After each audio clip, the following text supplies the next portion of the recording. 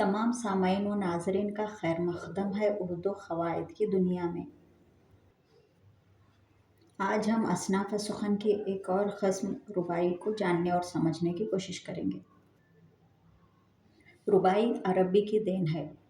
रुबा अरबी लफ्ज़ है जिसके माने चार के हैं, तो रुबाई चार मिसरों वाली नज़म को कहते हैं। असनाफ़ सुख़न की ये सबसे छोटी सिनफ़ सुख़न है। रुबाई के पहले, दूसरे और चौथे मिसरे में ख़ाफ़िया आता है। रुबाई में सिर्फ़ एक ख़याल पेश किया जाता है और चौथे मिसरे में इसी ख़याल का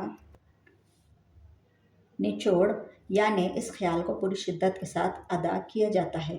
रुबाई में आमतौर पर फ़लसफ़ियाना या अख़लाक़ी मज़ामीन, तसव्वुफ़, हिकमत व दानाई जैसे मज़ामीन इस्तेमाल किए जाते हैं। शायर इसमें अपने हर तजुर्बे को बयान कर सकता है।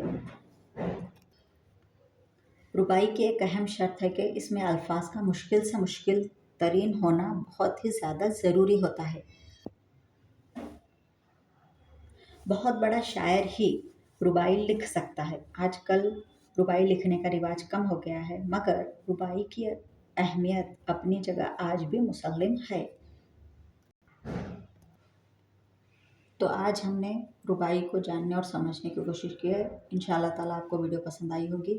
अगले वीडियो में फिर किसी नए टॉपिक के साथ ज़रूर हाज़िर होंगे। टिल देन खुदा हाफ़िज़।